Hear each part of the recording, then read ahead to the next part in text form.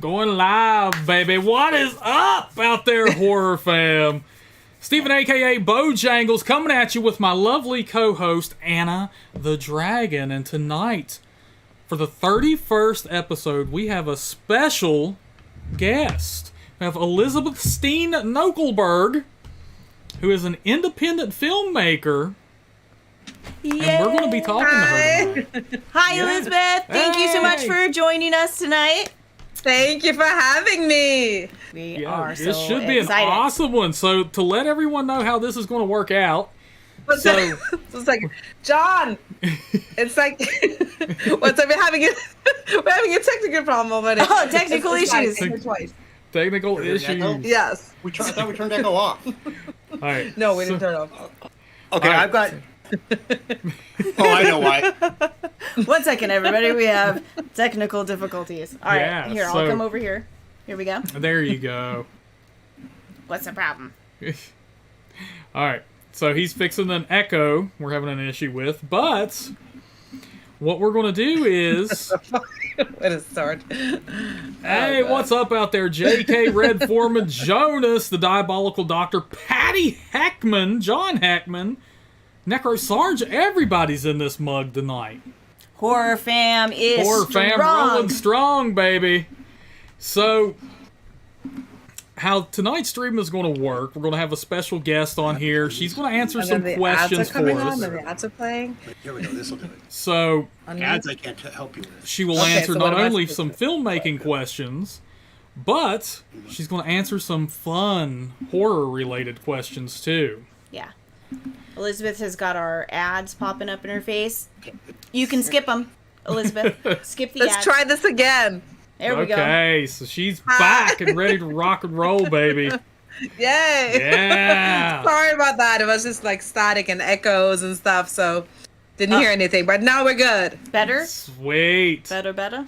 What's up, Eve Better. Johnson? Welcome to the stream, brother man. Grassman Nightmares, glad to see you in here, dude. So, we're going to ask her not only some filmmaking questions, but some general horror-related questions that we think should be really fun. I hope she's ready for this. I hope so. All right. And, but we're going to ask her a lot of questions about her movie Yes. as well. Because, Let's start there. yeah, because let me tell you what, she had a goal, she put her mind to it, she set out and achieved it. You have your own feature-length movie.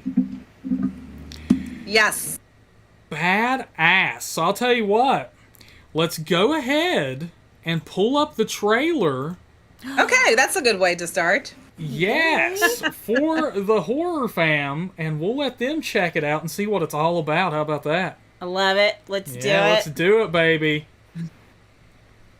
Bada bing, bada boom. Hi, may I help you? I'm here for interview. I'm Miko. Welcome to our home. So what do you do, Miko? I make exotic hair pieces out of human hair. So, how's that new roommate working out? She's just so strange. She stays in her room the whole time. She works from her room. She even cooks from her room. I just get this creepy vibe. Are you looking for this?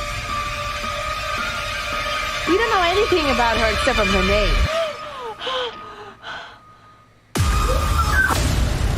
Did you see that?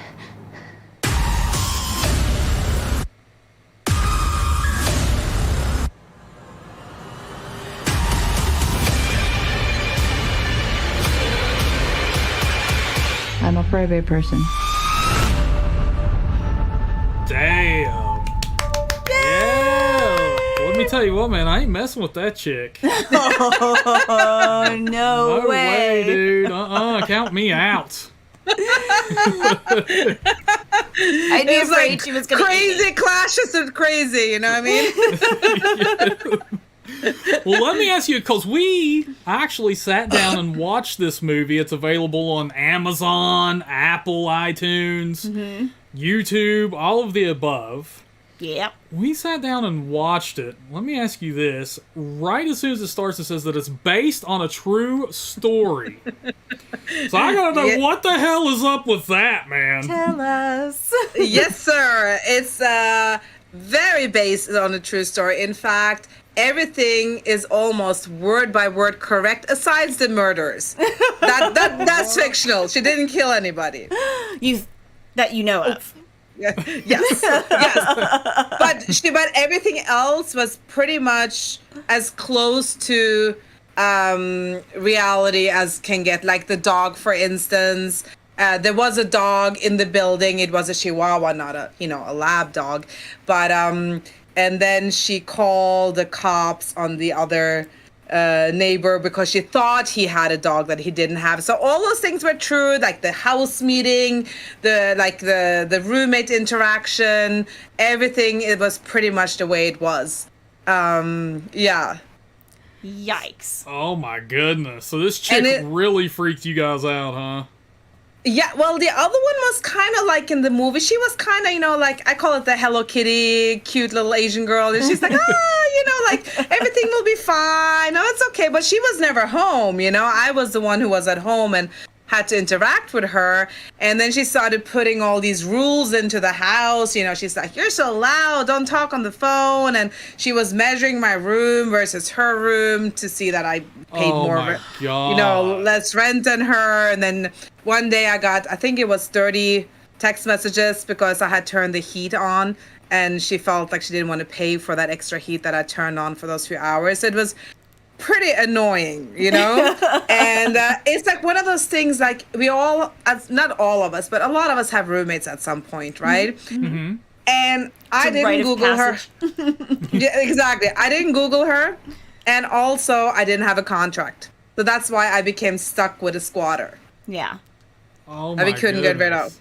Yeah, so it's pretty much based on the true story. And when in real life, once we finally got her out of there, I was like, oh my God, this is so stupid. This is so trivial, but it's so fucking annoying, excuse my language, because it's in your home. Yeah. So now you want to live this peaceful life in this extremely humble apartment, and then there's a psycho entering and you can't get rid of her, Everybody will lose their mind because it's in your little personal space. So when I got rid of her, my friend was like, that's a movie. I'm like, I know. It will be a good movie. It will be probably a cheap movie, but this movie needs to be done because this is just such a character, Absolutely. I like how E. Johnson describes the situation. He's like, so it was either Judge Judy or make a horror film. Which is more cathartic? Probably the horror film. Yeah. Because it was great because you got to take that horrible, horrific roommate that none of us ever want to have, and really got to have fun with that character, turn her into a serial killer.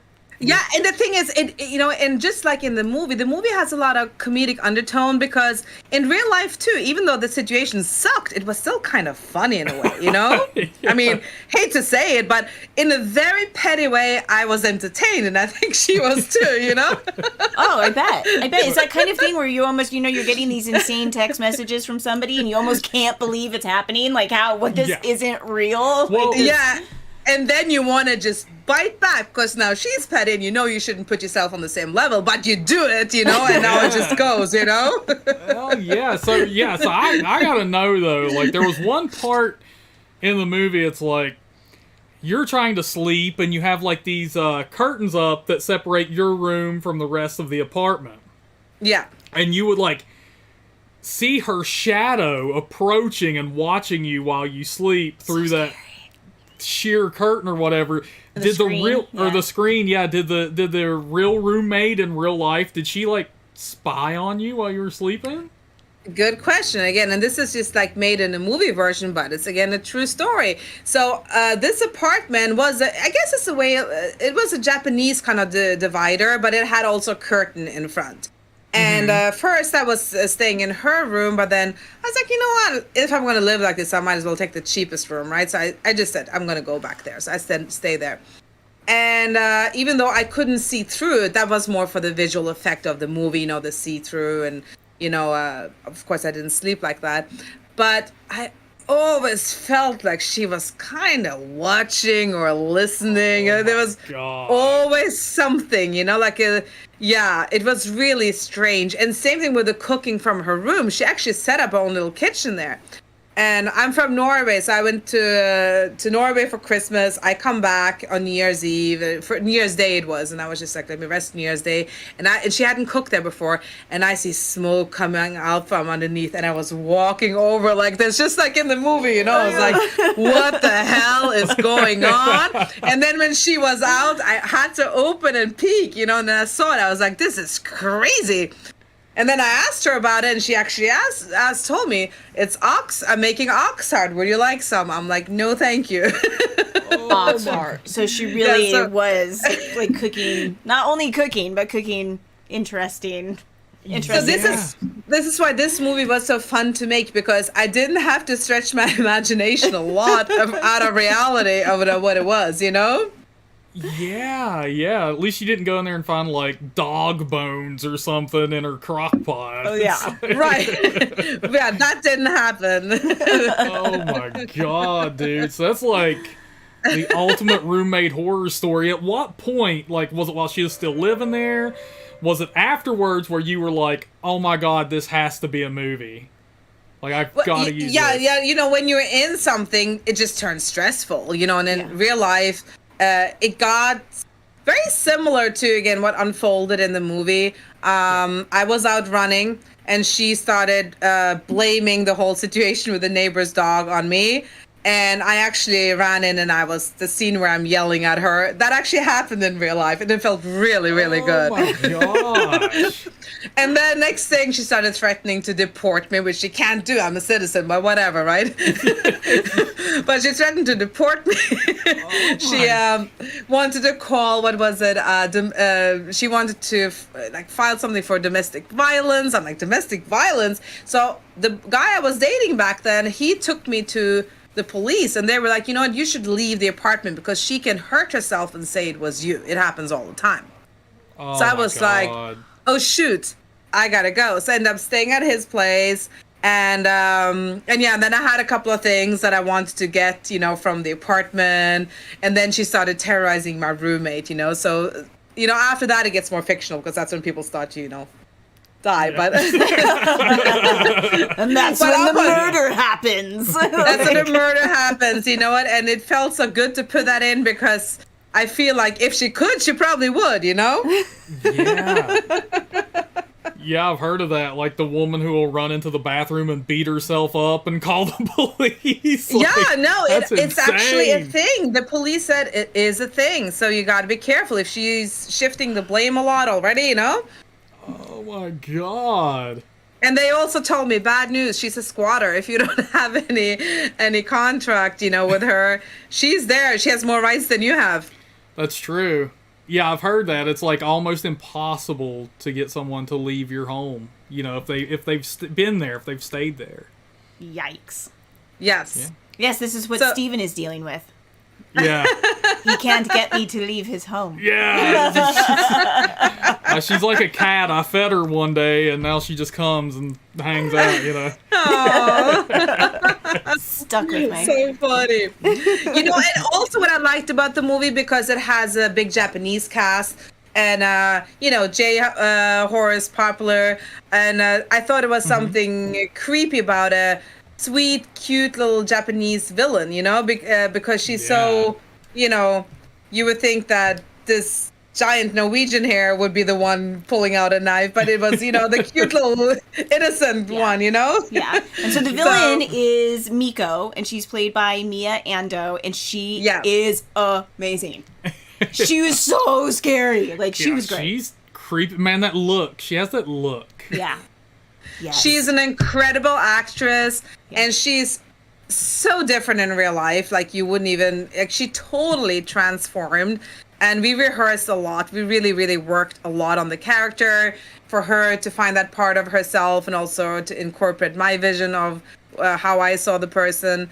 And she did a really, really good job. She really became her, and she had fun with it. I mean, she really enjoyed being this dark person. A lot of actors don't want to go there, believe it or not. A lot of, especially female pretty actors, they want to be the sexy girl or this or that. But you have to show a nasty side here. You're not going to look pretty. We're going to put an orange wig on you, you know, and stuff like that, which also was a real thing, by the way.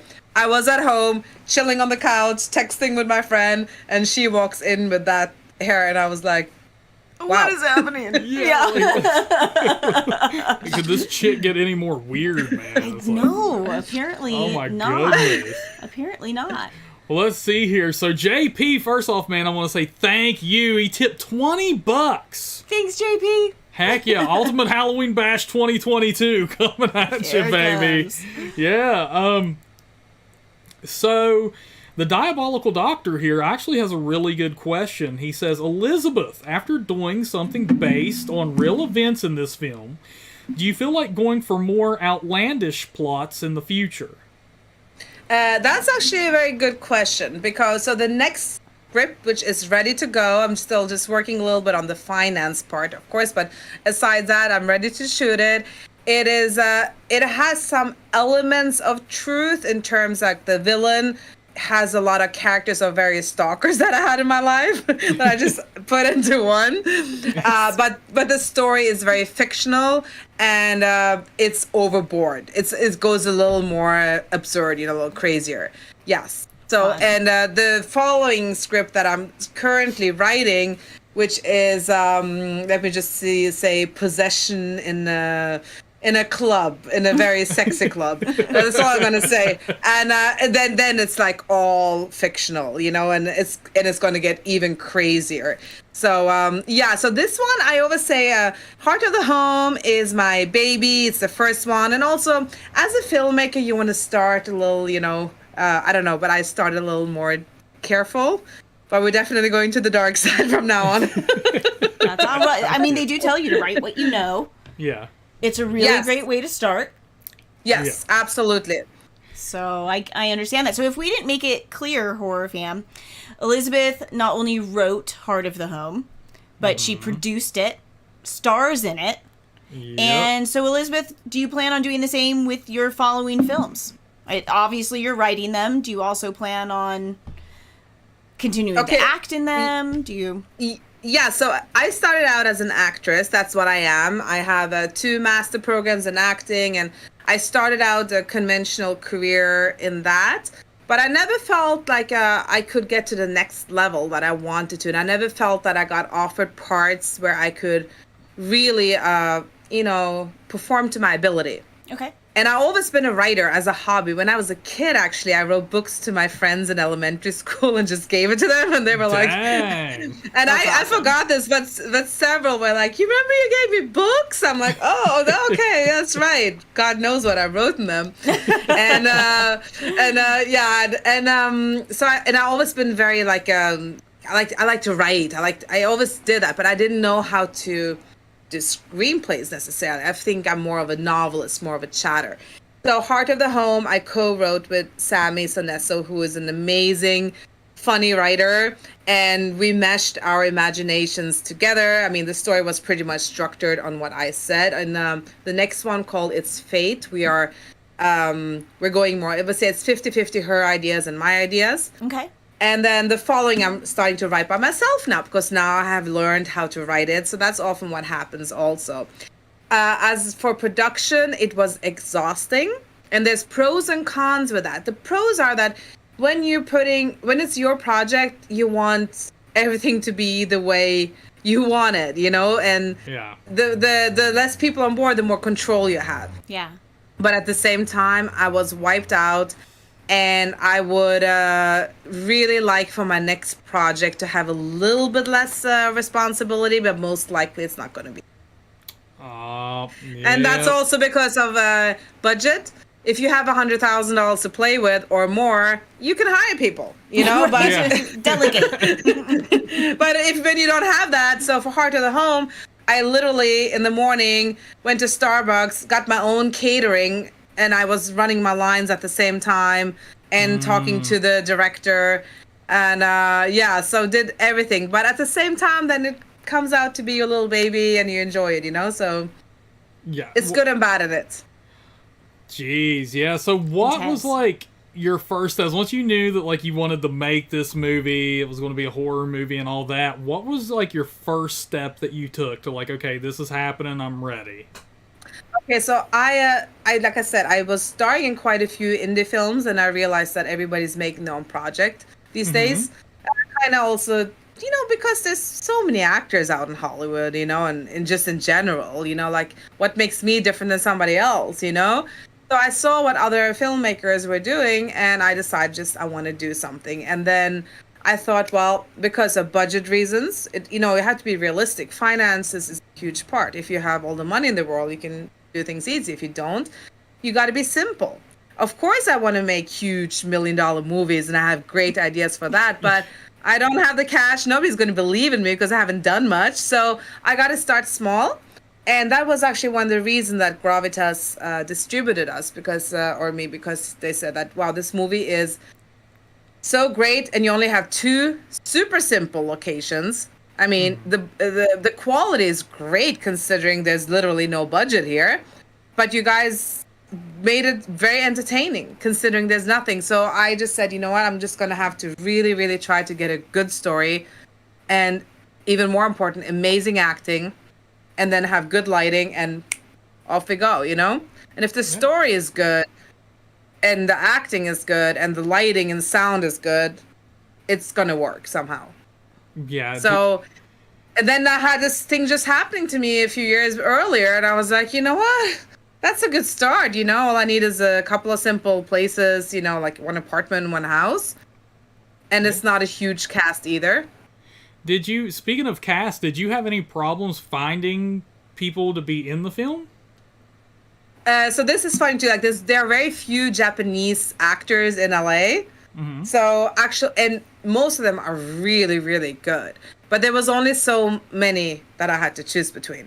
So, but I knew kind of with Mio that she was the one.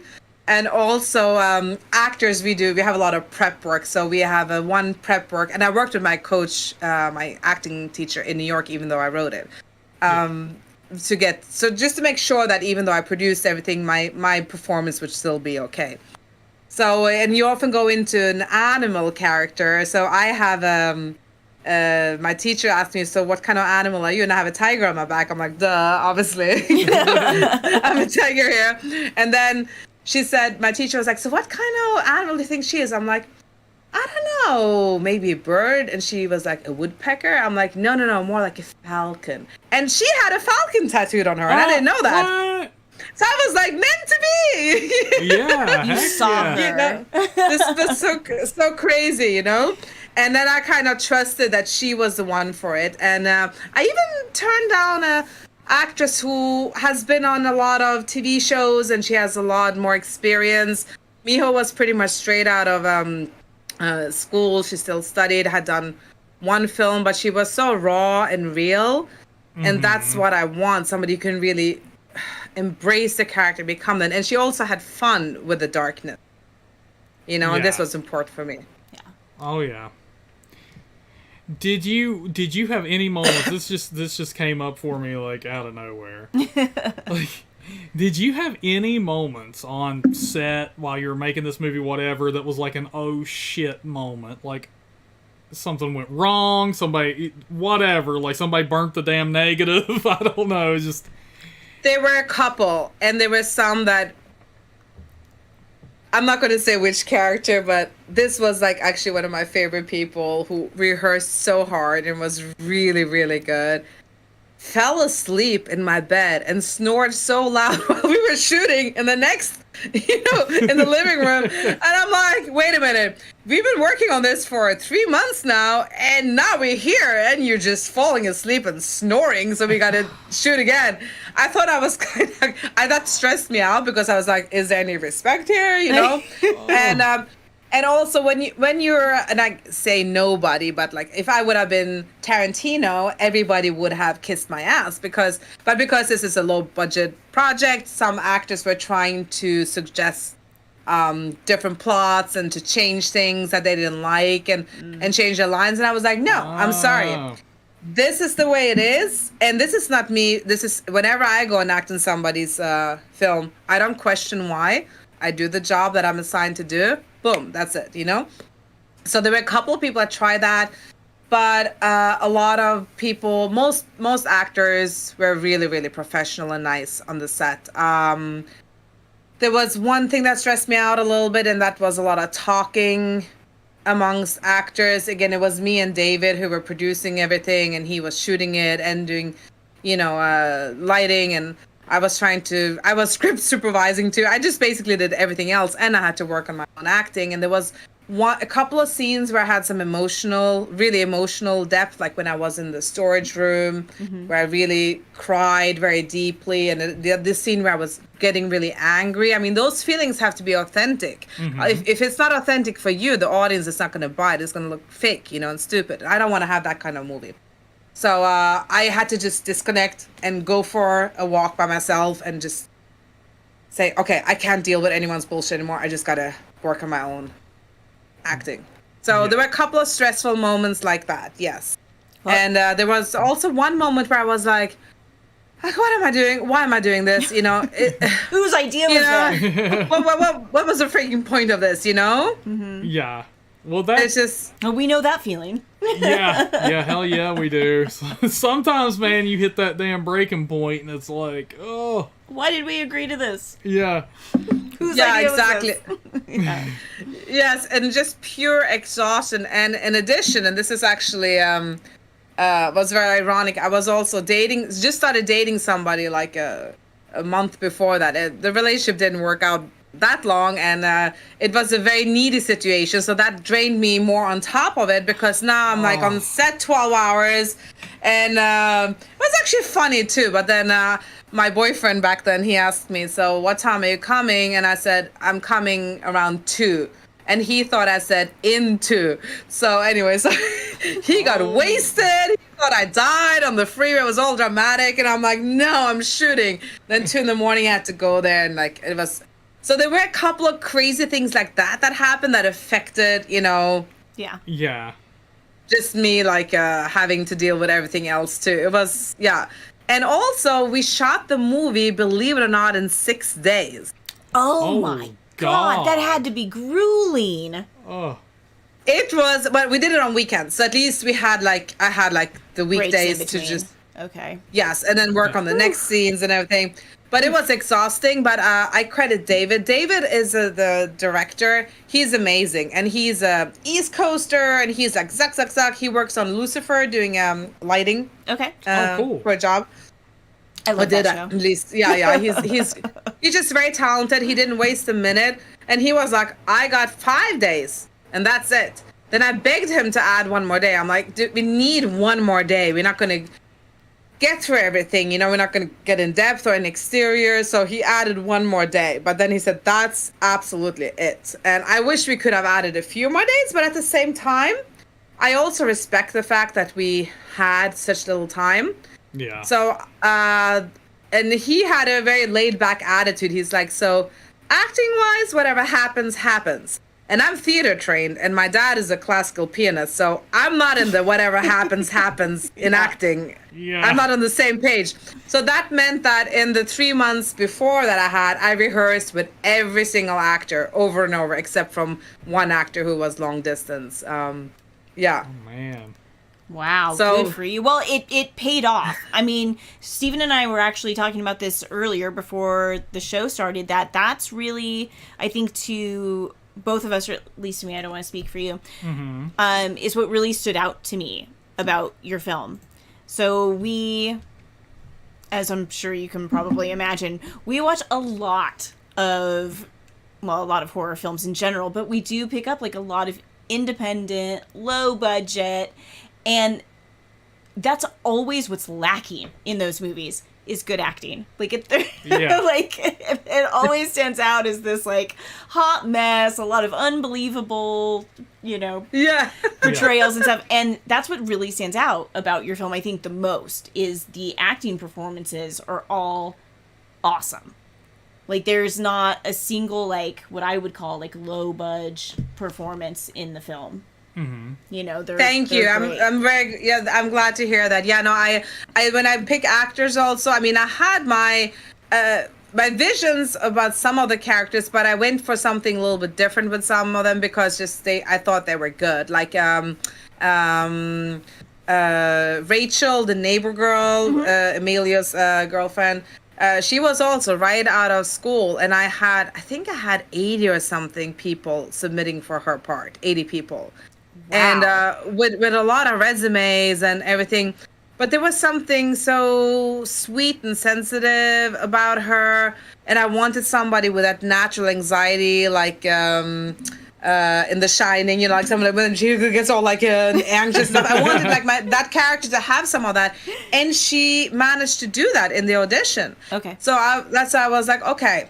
And then as long as I see some of that, then we can work on it, you know. So and also, so I'm glad you guys enjoy the acting, and this was really important to me because again, I didn't have any special effects or any fancy locations or anything like that. So the acting better be entertaining, otherwise I'm screwed. And also my dad is a classical pianist, and he actually gave me advice before I shot it. He said, remember, when you're an actor, it's you're the performer. You go, boom, you perform, that's it.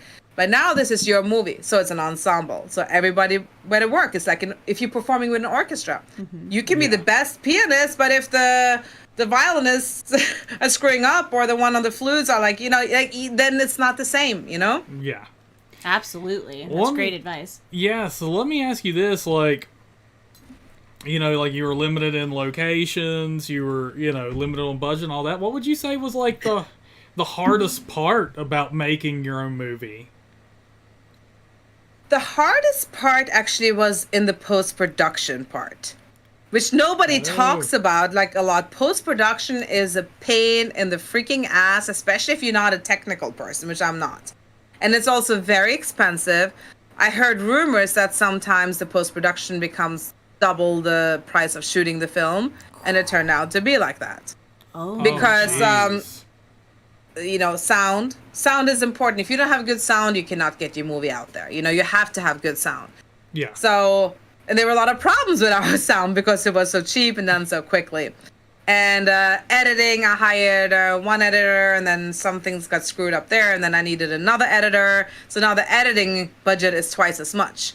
And also, once you have a product that's pretty good, now I started getting a little picky. I'm like, okay, but this has to be right. This has to be right. So, but I didn't understand the language. I understand writing. I understand changing a script. I can communicate with a director. All this is acting stuff and putting together the set and makeup people, actors.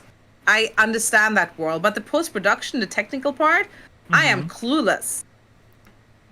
So it was very, very stressful and a lot of money also. And it ended up taking a long time to finish the movie.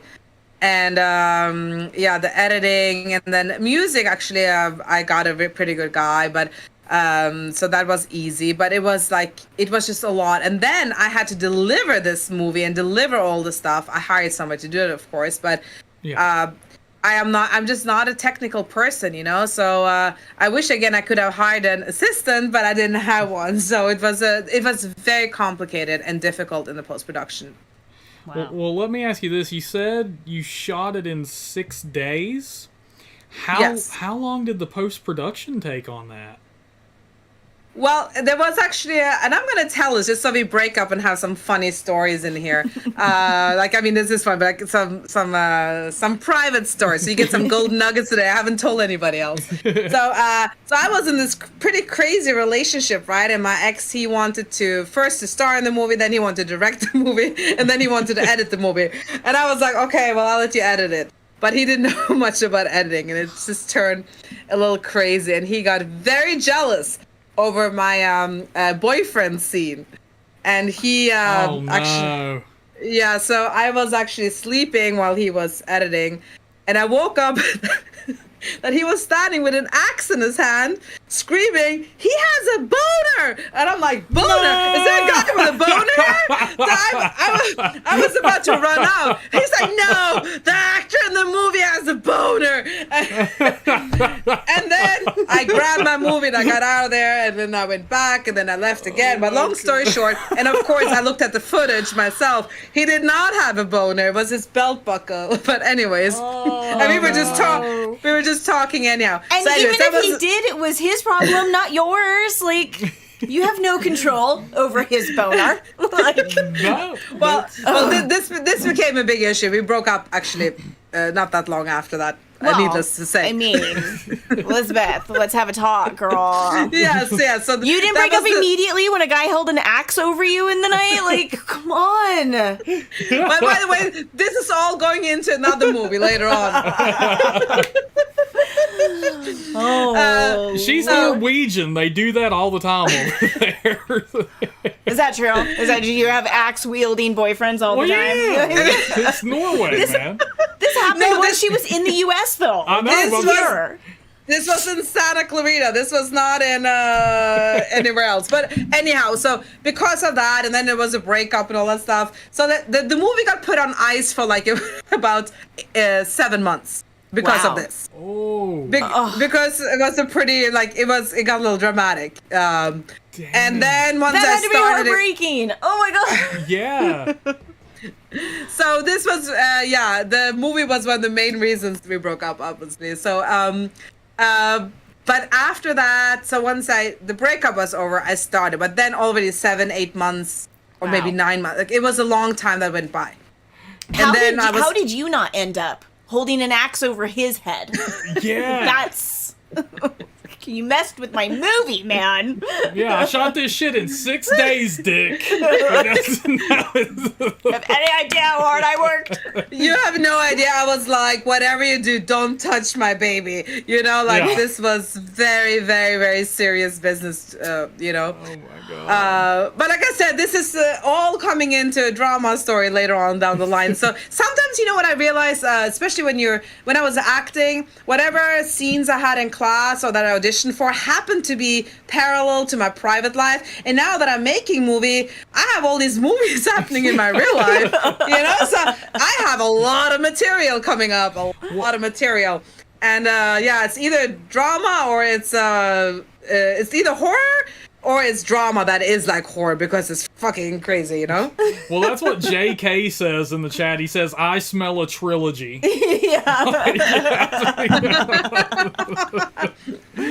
No doubt, man. All right, well, we know. So, and then after that, the post-production still took a long time because, again, also fundings, because now it was, $5,000 extra for the editing because the editing got messed up, and now it was, $5,000 extra for the sound because the sound was so much worse than expected. And these things happen in post-production. Wow. Oh my goodness. So how long would you say from start to finish was the entire process? Exactly from the day that we started writing it till finish was 3 years. Wow. But 1 year about 1 year plus went away for, just Axeman, For the, Yeah. for regret. He earned that name. The Axeman. Yeah. That one guy. Yeah. But so it takes time. So the pre-production was 3 months. Writing the movie and cleaning it up was about 4 months, even though I kept editing until, even while we shot it. Mm-hmm. But then the post-production took a long time because it takes time. Because now you're detailed when you're editing and you're doing the opening lines and closing lines and, and then everything takes time and coloring. Goodness. Wow. Yeah. Yeah, shoot So- it that fast and then. Yeah. Yeah. I think maybe the next film, I will do it a little bit different. I will try to finish it as quick as I shoot it. Just to do it and not be that particular, Yeah. Well, that's what I was going to ask you. Like, what would you say is the most rewarding thing about your finished product? The day when, it's been a very long road for me with acting and arts in general. And also when I started studying acting, it was like a homecoming coming to who I was as a, just as a person. And I feel, and again, it was a lot of, it's not as glamorous to pursue acting as people think. And I had I was very insecure. I had some shitty experiences, which a lot of people have, a lot of rejections. And I started feeling insecure and wanted to get away from it. But then I came back to that, decided to make this movie. And also I was in a lot of indie films. But it felt like a big accomplishment. And I allowed myself to be really proud of it. When I saw it on the big screen, I started crying. I was like, oh my you know what? It started with an idea. It's all because of dreams, like of creating, and that's who I am. And here it is. And it's not really about if anybody likes it at this point, or if it's going to be, it's not the best movie, but it's not the worst. But just the fact that I made it. So you found peace with it eventually. It was like... it was like, I did this, Well, that's what E. Johnson, he asked over in the chat. This is a great question. He says, how did you keep your drive to finish? Because 3 years is such a long time. I mean, it had to feel like it after shooting in 6 days. And then you're just sitting there like, oh my God, I want to watch it already. I guarantee it. Yeah, and and I became sick and tired of it myself also at one point, because I was going through the edits so much, and I'm like, oh my God, how many more times do I have to see this scene and do this? It was just...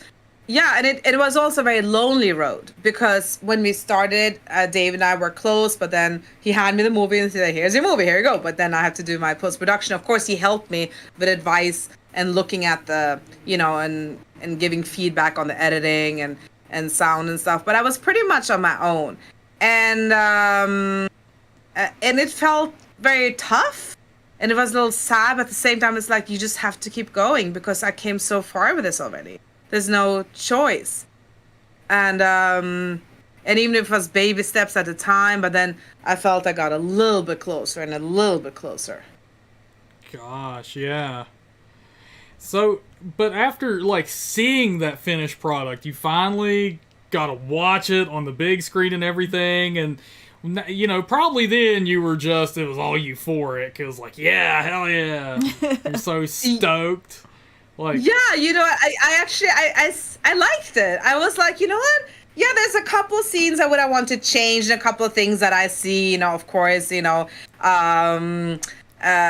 lot of things that I could have changed if I could have had another chance, but it felt great. It's such an incredible accomplishment. Really. Yes. And I think it's also, some things come easy in life, some things come hard. If I would have had, again, all the funds in the world, it would have been easy. I could have just made a few phone calls and hired whoever, basically. But because I didn't, and this is also one of the reasons why I think, again, it came out pretty good, was because I just put so much more work in, work that nobody saw, it's like you're grinding way, way harder, Absolutely. Yeah. But it's nice, and it's also nice with the respect you get now from other filmmakers, even though they're way ahead of you, because okay, well, you made your first movie, that's a start, and then now it's going to be maybe second and third, and then maybe people start to get interested in working with you, Yeah. And it just turns, It's probably opened some doors, I would say, huh? Yes, and also for acting, I haven't really auditioned much since I made this movie, because now I'm really into writing, my own stories instead. But I've been, the acting parts that I've done, I've been offered, it's come it's more like they want me on board. Oh, that's awesome. Yeah. That's got to be a huge relief. Damn, so here's a pretty heartwarming comment here from Patty Heckman. She says, I'm really impressed with you. Thank you. You have kickstarted a whole new life and world for yourself. Thank you, Patty. That's so sweet of you. Thank you. Yeah, and the Diabolical Doctor has another good question. Keep them coming, Doc. Hi, Doctor. Yeah. He says, what would be the number one thing you would have gone after if you had just a slightly higher budget?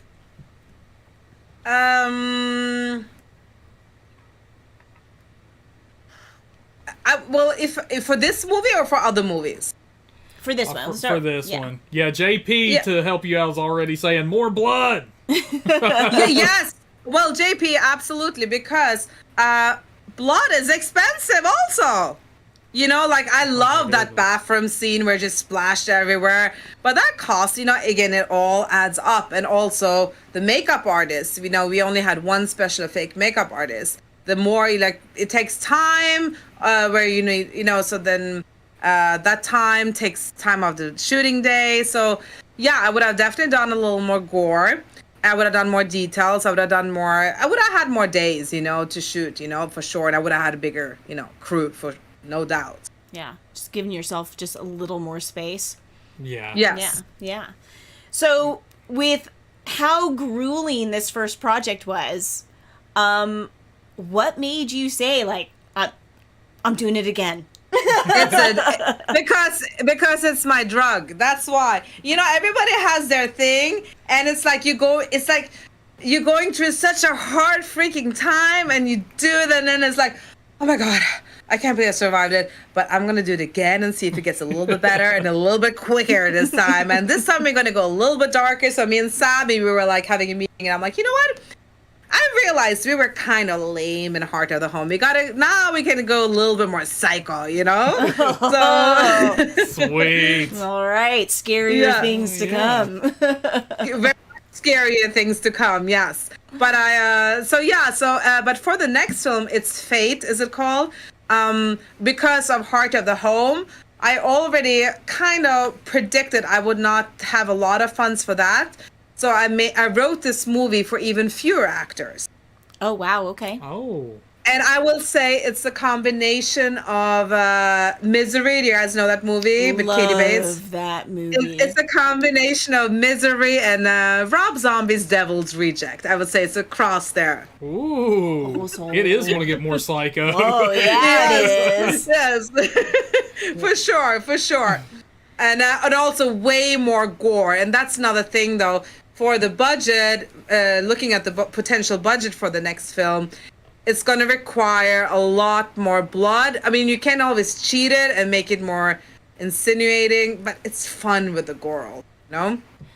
Well, yeah, hell yeah, Yes, it it is. Yeah. Gory bloodbath, baby. We like Yes, a good bloodbath around here, yeah. Yeah, hell yeah. Yes.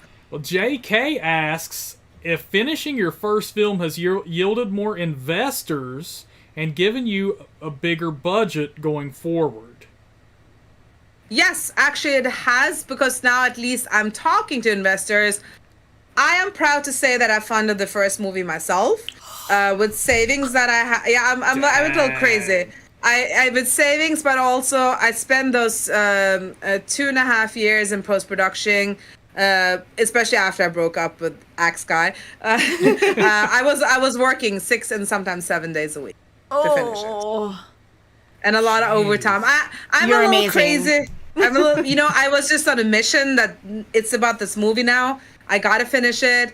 And the way I looked upon it, I tried not to fall into victim mode. And I said, some people have all the money in the world and they make movies, but they suck. But at least I have a little bit of creativity. The actors were good, so, at least I got something going on. So I don't have the funds right now, but just gotta bust it out, and I'll finish it at some point. Yeah, girl, I feel like you don't even know what victim mode is. I feel like you exist in warrior mode. Like that's the vibe I get from you. Absolutely. So kind of in line with some of that though, do you feel that being a woman presented any specific challenges that maybe, guy filmmakers don't face? Absolutely not. And I think also, again, I'm from Norway, and Norwegians are very equal, like female males. That's just the culture it is. We always have female prime ministers, whatever, like men stay home when you have kids, they can be on paternity, So I come from a background where it's equal, whether people live it like that or not. And I never looked upon myself as any less because I'm a woman. I mean, there's certain things I can't do the same way as guys, of course, but I think for making a movie, no, not at all. And also, Gravitas, when they distributed us, they said that they loved the fact that this was a film made by a female, a woman, and it's about 2 women. Oh. So she said that's actually was one of the selling points that they loved, and I didn't even think about that. That's awesome. That's good to hear. Yeah. You know, because it is Women in Horror Month. So, you know. Yeah, I didn't know that, yeah. No, we thought we'd ask just to, you know, we want to know, like, what's the feeling right now in filmmaking? And it's awesome to Interesting. hear that, Yeah. you know. Yeah, I think women are very supported now. I think it's definitely changing. But like I said, in my world, from my inner world, the way I see it, I never looked upon, you know, it as a hinder, you know, to make a movie because you're a woman. Yeah. Badass. See? Hell Warrior. I told you. Yeah. All right, so now we got to ask you, though. Uh-oh. Elizabeth. This is one of those hard-hitting questions. Yeah. Elizabeth. Here we go. Yes. What's your favorite scary movie? Oh my God. You know what? It's like, what's your favorite food? It's so much. Oh, we know. It's so much. You're Well, on the you know, spot now. I am on the spot. And, you know, I like old movies. I love Hitchcocky stuff. I like the psychological stuff like Hannibal's Lecter, like Silence of the Lamb, you know.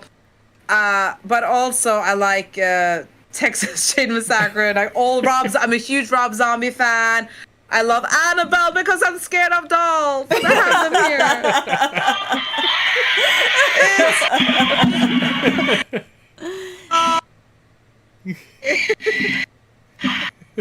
Oh my goodness. Yep. Yeah. You know, I like let's see, you know, and then I like some campy movies, you know, like Sleepy Camp Away, like which one? Sleepaway Camp? Yeah, Sleepaway Camp, Sleepaway Camp, and I like Blair Witch Project. Even a lot of people didn't like it. I had a great time watching it back then. I like it. And yeah. And The Grudge, you know, oh my God, The Grudge is great. The Ring, The Omen. It's just so much. I find it really hard to just. Classics. Yeah. Halloween. Yeah. Where is he? 1 second.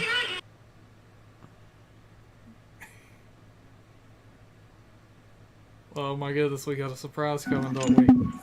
Uh-oh. There he is. Yeah. There he is. He's come alive. I'm lucky enough to do this podcast from a creepy room. But he's not moving. He's supposed to move. Oh, well. He was moving a little bit a second ago. He just kind of swung a bit. Yeah, it's more suspenseful. he's coming. This one is moving. Oh my goodness. Giving you guys my place. But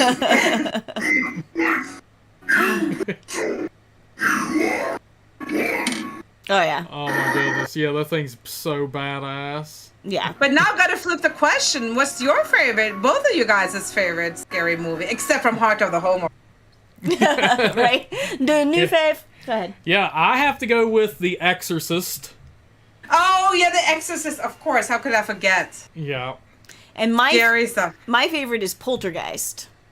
Oh, another scary one. I couldn't even think this far. Yeah. Poltergeist was so scary because, you know what, and Exorcist too, because I feel like it could happen in reality. You know? Yeah. Anything that's possessed, that gets a little freaky. Yeah. Yeah, for sure. I mean, that's why...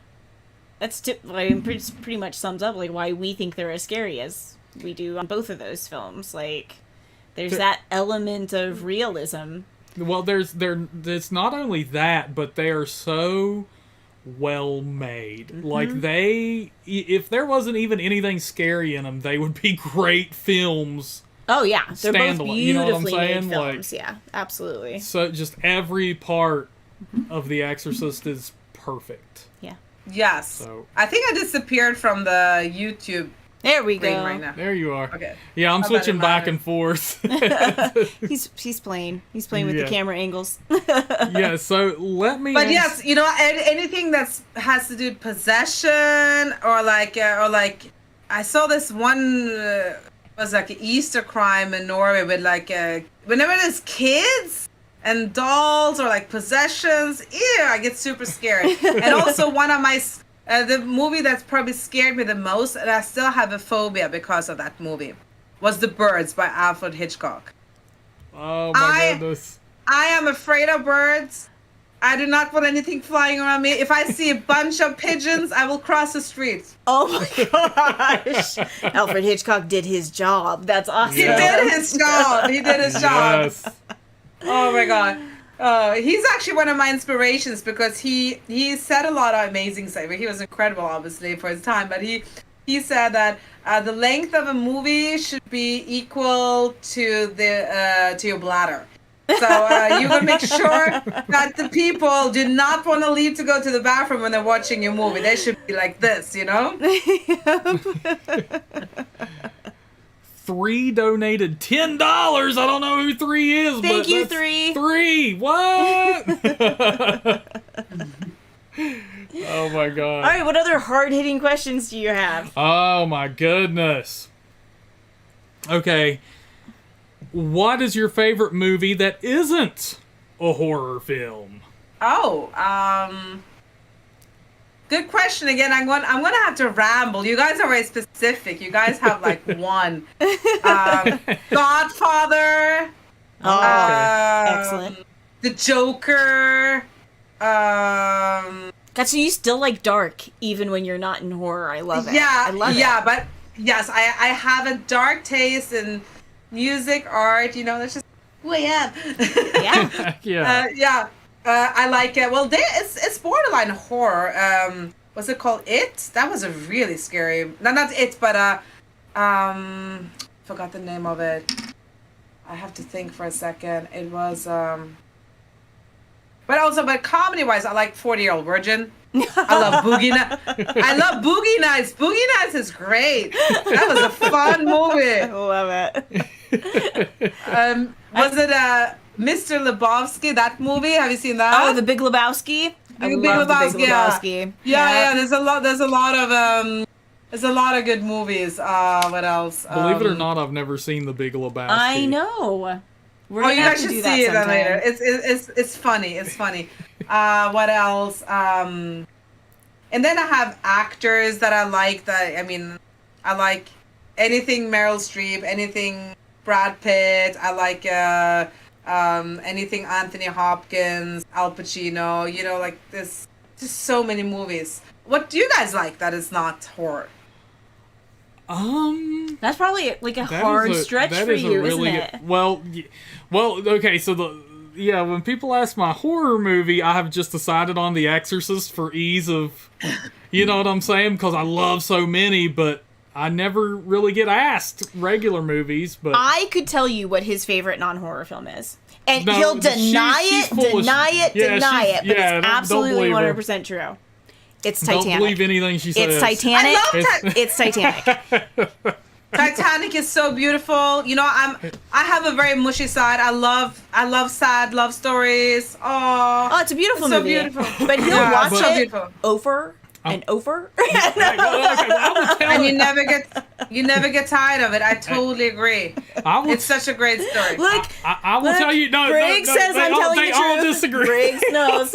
Briggs knows. The diabolical doctor agrees with me. Okay, but He knows. I will say, I will drop the greatest comedy of all time right here on live stream. It is the greatest. No one can deny this, and it's my favorite comedy, Dumb and Dumber. Yes! Yes! Oh my god. Dumb and Dumber is so hilarious. And you know, and I think also we have such similar tastes because I think also comedy should be dumb. It should be absurd, you know? It is so fantastic. Yep. I do. I really like Dumb and Dumber. I don't think it's my favorite comedy What? because I would absolutely have to go with Blazing Saddles. But I do love Dumb and Dumber. Blazing Saddles is probably my favorite comedy. Yeah, and I love anything Will Ferrell. He is one of my favorite comedians. I like a little bit over the top, you know, like it's so hard to pull that off. Jim Carrey, him, Will Ferrell, and yeah, no, they're just good, you know? Oh, absolutely. Elf is one of my favorite Christmas movies. I love Elf. I love it. It's so good. Yeah. I try to keep a little bit of comedy in my horror because I think that even though I want to one day make it just pure horror, but I like the dark humor. Yeah, absolutely. Well, and you know, I think like there are certain elements that if you leave out of any story, it can make a movie start to not feel real. And I think it's really hard to take people who have any kind of real relationship and watch them over a span of days, sometimes movies span months or even years. And if there isn't any moment ever of any absurdity, comedy, hilarity, like it just doesn't feel real. Yeah. You know? So it's you have to be under some pretty extreme circumstances to not. Speaking of absurdity. Uh-oh. Okay. Here we go, Elizabeth. Marry, fuck, kill. Michael Myers, Jason Voorhees, or Freddy Krueger, and I'll be answering this question too. Just so you don't feel alone. Yeah, yes. Okay, repeat that again. Mac, marry, fuck, and kill who? Yeah. Jason, Freddy, and Michael Myers. I would marry Michael. Ooh. She likes the strong silent type. Yeah, and he's kind of sensitive, you know? He's strong, silent. He has a sexy way that he walks. You know, I would marry. He would be my hubby. And He's a family man. Yeah. Family man. He'll take care of anything that I tell him, you know? Sex? Definitely Freddy. He looks kinky. Oh, Damn, he so does. kinky, right? Yeah. Like at Fred, absolutely. Yeah, there's even what is it in Freddy dies when he starts like getting beat with the belt and he's like, "Thank you, sir. May I have another?" It's like, damn. So I assume you guys would fuck him also, right? Freddy likes it dirty, for sure. And then Jason, he's a little more boring. We can kill him. You're gonna Damn. How about you guys? Go ahead, Steven. Okay, so I guess it's my turn. Okay, so I'm going with. Oh my god, I've honestly got to kill Freddy because think about this shit. Okay. Everybody has been into like those horrible fights with your partner, and it's like, oh my god, can we just go to bed? And just handle this shit tomorrow. Freddy can invade your dreams. Oh, it would never end. It would never end. He's gonna torture me in my dreams. So you wouldn't marry him? I wouldn't marry Freddy. I'd have to kill him. Oh! Okay. Yeah, I'd have to kill Freddy, man. No one night of passion with Freddy? No. No. Man, I'll tell you what, I'm probably gonna have to bonk Michael. Because he's that strong silent type, he's not gonna annoy me. And you know what? We know what he does to his family members. Like, he kills his family members, I can't trust him. I'm gonna marry Jason, and I'll tell you why. He's got humor, but he doesn't talk. Mm-hmm. So that way he's never gonna annoy me. He's never, oh, babe, do we really have to watch this? No! I get all that, but he does have humor through his mannerisms, and he is a family man, because we saw what his mom did when her son died. Well, his mom killed everybody for... All of his motivation is in revenge. And is to avenge his mother's death. To avenge his mother's death. So Jason's super loyal. Yeah, so I'm going... Wow. Yeah. That's interesting. So I am like right there with you. I would absolutely marry Jason, and that's why. Well, and he's brute. Yeah, he is. Just brute. Like big. Yes. He's definitely the biggest of the slashers. Yes. Throw you around a little bit. Yeah, he will. You know, like mommy liking. But I would kill Michael. He's so boring. Oh shit! Kill him. For me, he's just not my jam. Like I can't. So funny. And then Freddy. Freddie would get the one night of passion. You would have a wet dream on Elm Street. I would have a wet dream on Elm Street. It was not going to be boring. No. Oh my god. Funny. Yeah, So I'm with funny. Grassbed Nightmares. Like, easy now, Anna. Hold on now. Yeah, Oh my God. but Necro's with us. He says Freddie would bring the comedy in bed. See, you could take... Freddie's that type of son of a bitch who would take off his pants and he has a thong on. Oh, absolutely. You know what I'm saying? Freddie's going to show you that burnt ass, baby. Yeah. Yeah. Listen, maybe I would marry Freddie. We would have a fun sex life, you know? I think so.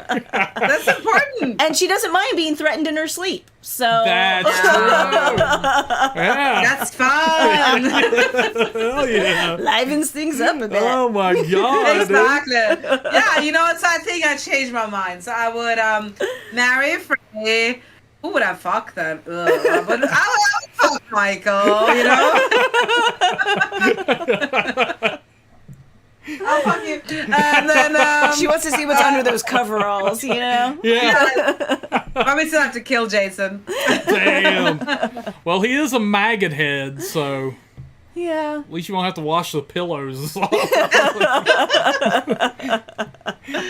Oh my god.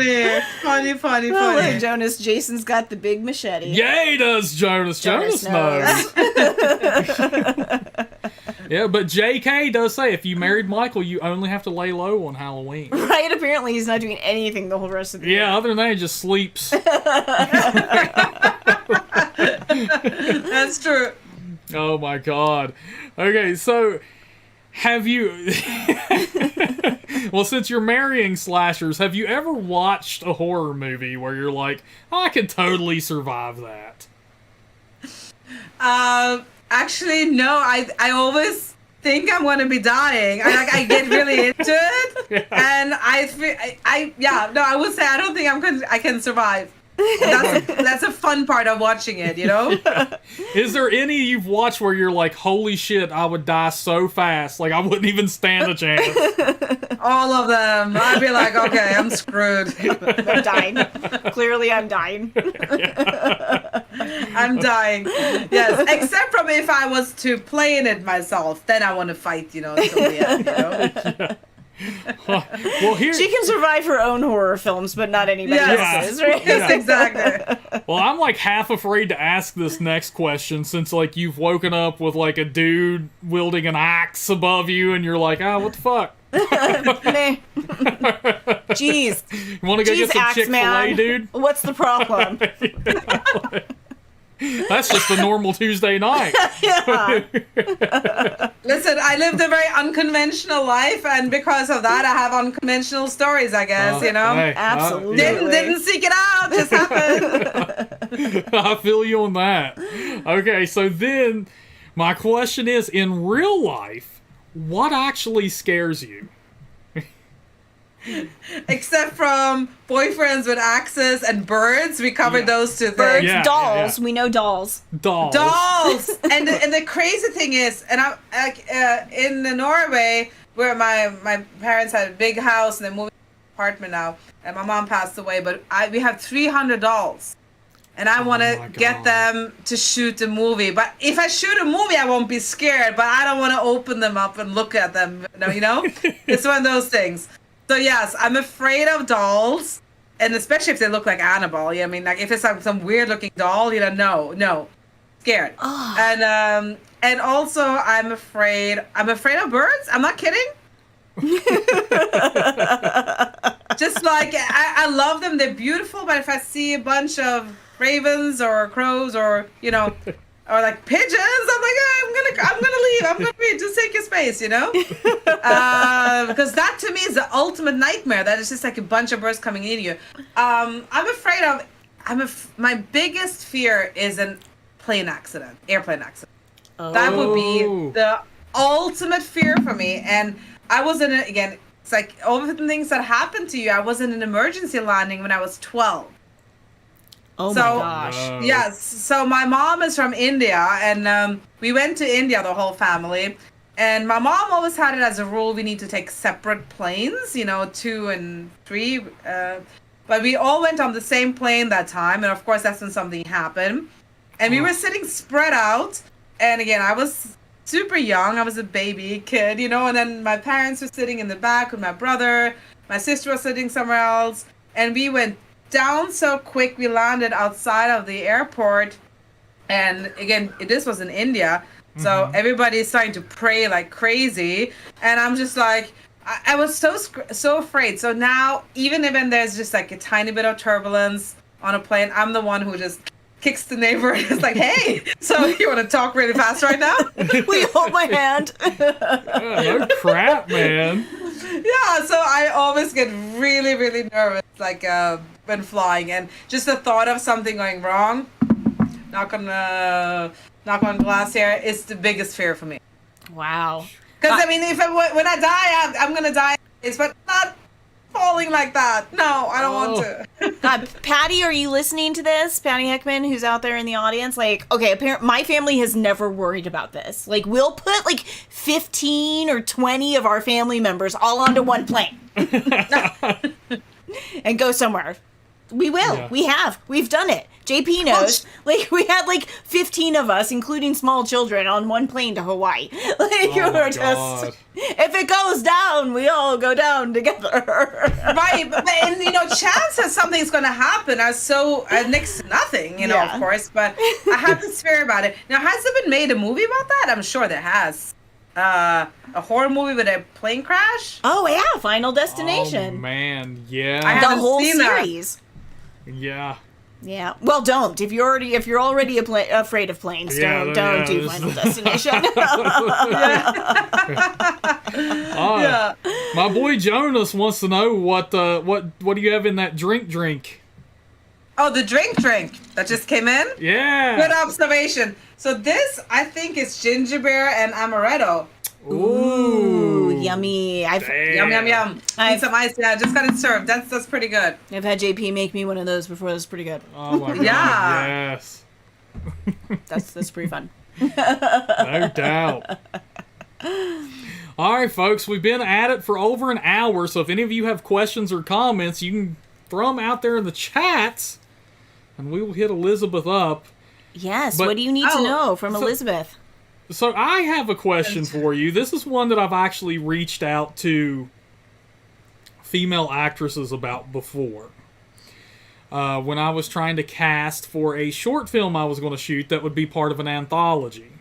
Sorry, you lost me. I was leaving. Now I just realized the chats. You're gonna repeat that. Sorry. Oh, What okay. would you say? Okay, so this is a question that I have because I've actually reached out to female actresses before to ask them this question when I was trying to cast for a short horror film I was wanting to shoot. What is the best way to approach a woman to not only be in your film to see if she's interested in that, but then to bring up the subject of nudity? Because I noticed there are some like sexy moments in your film. And you know what? I just gotta say, it's about to get sexier in the next ones. You know, we start slowly.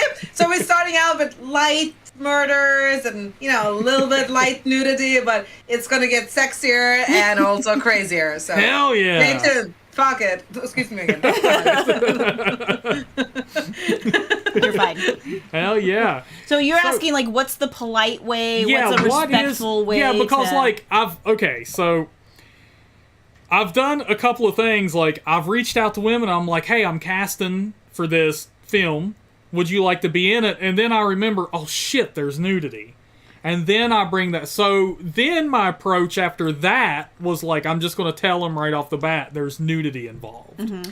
So, you know, so in New York and California and also Atlanta, I know, they have breakdowns where you list your breakdowns.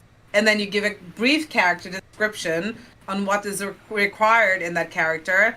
And then it will also say nudity or not. So when people are submitting, they see that. And you Okay. can say That's the way to do insinuated nudity or full nudity, you know, so people know it. If you're approaching somebody personally, like just as a friend of a friend or an actor, you know, you can say, oh, I have this part for a female actress. I think you fit her. These are the following requirements of her character, like her temperament, her different sides she has to show. But there is some nudity in it. Fully aware that not everybody likes that, but want to let you know. And then you can say how much of, because that's also makes a difference, To show a nip for like 2 minutes as 2 seconds or like side boob is no big deal. But if it's full frontal, it's a different story, So it just depends. Okay. Absolutely. And I think it also depends on the part. Like I was just offered actually a part with nudity that I said yes to at first, but I had to say no because I'm union. I am a SAG member, so I cannot do non-union work anymore. That was the only reason why I declined it. But it was a great part. It had it was a drama with a woman, alcoholic and a little bit crazy and promiscuous.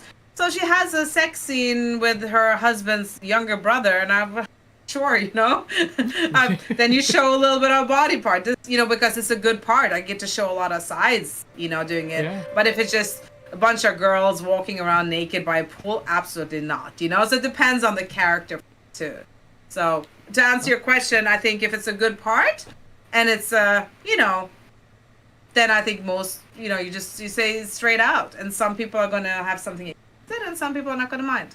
Okay, cool. So just be flat out honest about it up front. Yes. You have to be honest. Say it right away, because that is a deal breaker for some, and some people just don't care, JP coming at us with the $10 tipperooski. Thank you, JP. Back on top as the stream boss. Hell yeah, brother. All right, so now we've got some really great questions from the stream. Yeah, JK wants to know, what actors would you like to work with the most? Oh, wow.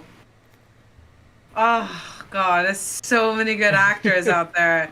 And, I'm totally freezing now. I would love to work with Jack Nicholson. Oh, God, that would be so amazing. Oh, my God. Speak about that, because, The Shining, a lot of movies I didn't get to mention. I don't know if it's considered horror, right? More than Absolutely, drama. Yeah, so, I mean, he's such a good actor, and, crazy, and, oh, God, I would love to just have dialogue with such a phenomenal actor. Yeah. She's back to an axe wielder, by the way. Yeah. If no one else caught that. Yeah. You guys stole my time!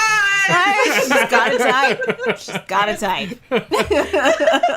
That is funny. That's so funny. Jonas asks, Elisabeth, have you ever been inspired by books regarding horror? And if so, do you have any favorites? You know what? Actually, I don't read a lot of books. The only books that I read have been more like I read a lot of motivational books and stuff like that. More like I don't necessarily. I'm not a novel reader. I did read 50 Shades of Grey when it came out, just because of the hype of it, and I did like it. But I don't really necessarily read a lot, so. Can't say that, but I do love, Stephen King is one of my favorites. I love everything Stephen King in movies, so I'm sure I would enjoy enjoy reading it. Maybe it's my attention span. I don't know, but I don't just sit down and read a book, but it's also because normally when I have downtime like that, I've always been working on scripts or scenes for my acting classes. Or now when I have that time, I try to go outside of myself and write some juicy stories, Yeah. That's awesome. So no real downtime is what she's saying. Yes, on my downtime I spend, working. Yeah. Yes, exactly. Good for you. Grassman Nightmare wants to know, do you have big watch parties for your movies at home on the couch? No, actually I don't, but for my premiere, I mean, again, I saw the movie by myself once when I got all emotional, whatever. Then I had a little party right here at JP's, and as you can, it's a fun little place. So he has a big, he put up a big screen, and we had over here a few friends, and it was a lot of fun. That's awesome. Yeah, that would be a lot of fun. That's great. Yes, yeah, you guys are invited to the next one. Awesome, we're in. Yeah, hell we'll yeah. Be there. Totally there. I really wanted to, I wanted to have the screening either in a film festival or just rent a theater. But because it took so long to make this movie, once it was done, I was like, screw the film festivals. I don't need to go. I don't need any wins. I know I did a good job, and that's no. If like I don't need to. I don't need the validation, and I just want to get the movie out there, Yeah. So I skipped that whole part, and there was COVID, so we didn't, there was nothing open. But I think for its fate, and then maybe same time with Dangerous Curves, which is the haunted movie in a club that I'm writing. maybe I'll do like 3 movie premieres in one night, and party with a DJ in between or something. Like The Heart of the Home, It's Fate, and then Dangerous Curves, all like premiere at one night, and everybody who listens. That'll be awesome. Yeah, that'd be so badass. That would be so fun. Oh Yeah. my gosh. That's great. Yeah. JK wants to know if there is an underappreciated horror film that you would like to remake yourself, or at least see remade. Interesting. That's a good question. Is there an underrated horror movie that I would like to remake? You know what I'm thinking about now? Actually, I don't even know if this is a horror movie. I guess it is. Do you remember that movie Open Water with the sharks in Jamaica? Absolutely. Uh-huh. That actually was a good concept, but I didn't feel it was scary enough. But sharks is another thing. I don't mess with sharks. I'm definitely afraid of sharks. Because again, it's real, I like it. A movie like that, that'd be cool. That'd be fun. That'd be a fun one to do. Absolutely. Yeah, I could see Yeah, that. Because I feel like I don't know what year that was made, but it was totally outdated. It was budget, so some special effects, and that could be scary. Yeah. We like shark movies. Oh, we love shark movies. Scary, but good, Absolutely. Yeah. Heck yeah. Jonas wants to know if you've ever met any celebrity actors or actresses. Yes, I made quite a few actually. And ironically enough, before I really stepped into this industry, I used to live in New York, and I was a party girl, and I used to go out a lot to clubs, and my boyfriend that I had, he was not an ex-guy, he was a chef at a very popular restaurant, and I crashed a party that JC had one time, and also I was dancing with Leonardo DiCaprio and Tobey Maguire right next to me. But they had so many chicks, I was like, this is stupid. I'm just gonna move, This is like, and also my boyfriend was there, obviously. But I was like, girls had no shame. That's hilarious. Well, yeah, and then I saw a couple of people in passing. Uma Thurman, I saw. Wow, she was so tall. It was crazy. Really beautiful. Julia Roberts I saw. But these people I just saw in LA just walking around, Yeah. LA be like that. No, absolutely. Yeah. Lived there the vast majority of my life, and you do. You just see, and it's like you almost learn, like, you don't approach. Yeah. I mean, typically, like, most LA people, like, if they're born and raised, you don't. Because you see them at restaurants, you'll see them walking down the street, you'll see them, and so you don't approach. I mean, I would imagine there's maybe 2 or 3 that if I happen to ever see, it's like I'd have to. Like I would just have to approach. Like Anthony Hopkins is kind of like one of the. Oh my God. One of the only actors I actually would like to meet in person because I don't even care. He can be as nuts as he wants to be, and I'll still love him.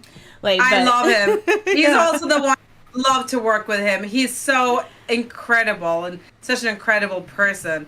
A guy that it wasn't a that I was at. He was actually sitting right next to me. But again, also it's like, do I pretend I don't know who you are? Do I pretend I know who you are? Benicio del Toro was right next to me, and I love him. I think awesome. he's also a great actor. Oh yeah, he's fabulous. And also I met actually this is long time ago. So when I moved to New York, I was an au pair, and the woman, she had like all these American Scandinavian parties and stuff, and I met a Norwegian Oscar winner. What's her name again? She was in like a movie with Bette Davis like long time ago, and she was what was her name I'm trying to think here. Oh, total brain freeze. She was in her 90s when I met her, with her husband who was in his 40s. And she was kind of snippy to me, and I was just being nice to her. And I ended up being nice back, and then at the end I was snippy, because that's just, I'm like, I believe you treat people how they treat you. I tried to remember. She passed away, so God bless her. But I just love Betty that White. she was 90 and had a 40-year-old husband. yes, it was funny. What was her name again? Oh my God. I should look it up one second. Norwegian Oscar winner. That's amazing. I love it. Could you imagine? And I thought our age gap was pretty cool. Yeah. Steven's younger than I am, but Yeah, you robbed the cradle, bud. I did. I can't see it right now, but something that came up when I googled it, Tom Cruise. I would love to work with Tom Cruise. I love Tom Cruise.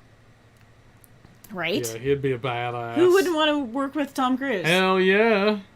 Just I to watch admire that him. whole Tom Cruise. Yeah, Tom Cruise is exactly who swings from the biggest building in the world and waves to people inside. I admire him because he's so like, wow, Yeah, he means it, right? He's gonna do all his own stunts. He's gonna. Yeah. Well, and apparently he gets so involved in the films. It's like he really pushes for like perfection in every aspect of the filmmaking. Yeah. So you're gonna be in a good movie, like. Yeah. Yes, he's gonna for work sure. it. Yeah. Hell yeah. Tom in a horror movie. Tom has been in a horror movie. Oh, nice, Tom. Tom Cruise was in Interview with Oh, Vampire. Tom. I thought you meant one of the guys chatting was Tom. I'm like, Tom, you've been in a movie. Nope, Grassman Nightmare. He was in Interview with Vampire. Yeah. Tom Really? Cruise surely was. He played a vampire. Yeah. He was also in Eyes Wide Shut, which some people might that call a a horror horror. film? Some people might say it is. Maybe.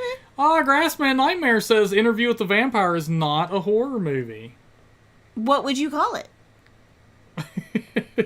It's a horror movie to me. It's definitely speculative fiction, but I don't think it's not. I wouldn't call it fantasy. And you can't call it not speculative fiction because it's about vampires. So it's they're monsters. Right? It's a monster movie. It's a horror film. It's gotta be, dude. That's my stance, Grassman. Change my mind. So let me ask you guys something. Which one do you think is the best horror comedy? That is still scary. Do you think that? Because I find that normally, you have scary movie and stuff, which is funny, but do you think they're actually scary when it's comedy? Still scary. Because I was going to say, like, Tucker and Dale versus Evil is one of my favorites, but I don't. It's gross. Yeah. Like, there's some really great gore in Tucker and Dale, but I don't think sweating. it's scary. What would you go with? Return of the Living Dead is a good one. Because the zombies can run. Yeah. And those people are being chased. And the only way to destroy them is to incinerate them. Yeah. Which just releases more smoke into the air, creating more zombies. It's like there's really no getting rid of those zombies. Yeah, Return of the Living Dead is a great one. Yeah, absolutely. Because those zombies are horrible. Yeah. And hilarious. And plus the legless zombie that chases after. Oh, yeah. Oh, my God. Yeah. E. Johnson, is the film streaming anywhere or how can you watch it? Heart of the Home is on YouTube. You can rent it. It's on Amazon Prime. You can rent it. And Apple, the iTunes store, you can rent it. And it's also up on Tubi right now, which is free, but it has advertising. Oh, there you that's go. good. Yeah. Tubi, free with ads. Sorry, I'm sitting in the wind now because it's so hot here that I'm just I'm melting away. Yeah, well, I will tell you what. I think that's it for us tonight. I think we've answered all of the questions. We got everybody. Covered everybody. Yeah, I think that's it. We asked all of our questions. It has been an excellent stream. Thank you so much, Elizabeth. Yes, thank you so much, Elizabeth. Yeah. Oh, thank you so much. It's been so much fun being here, and thank you to all your friends that are watching and interacting. Great questions. Thank you. I'm looking forward to watching. I love your more of it, and I hope to be on here again. Crazy. Some other time. Yeah, Thank we you. can make it happen. We're coming out to Los Angeles very soon. Yeah, we're gonna be out there in November for 2 weeks. Yeah. Okay, great. So you guys can shoot here. Yeah. So, and if you're shooting anything, I'm more than happy to help or to get some behind the scenes footage and. Yeah. So tell me, you're in filmmaking now too. What do you do? A little bit of everything. A little bit of everything. For my. You're perfect, because I need a little bit of everything after you listen to Happen Part of it. Yeah, no doubt. Yeah, I've done pretty much everything. Right? Well, especially when he's working on his own stuff. Yeah. And then it's camera operation, directing. Yeah, writing. Yeah. Editing. You've done all your own editing so far. Mm-hmm. So. Great. Good to know. We'll talk more. Heck yeah, Awesome. yeah. But all right, my friends, thank every single one of you for coming in. Thanks, Elisabeth, again. And thanks, JP, for helping out, with all the technical stuff on your end, Elisabeth. Make this happen for us. Even though I'm melting away in here, it's so hot. But He's got those lights way up. Yeah, he does. all right, guys. right. Thank you so much. Thank you, Thank Elisabeth. you. And thank you, Horror Fam. We love Yes. you guys. Until next time, my friends, look horror, listen horror, Talk horror. horror. Woohoo! Good night, everybody.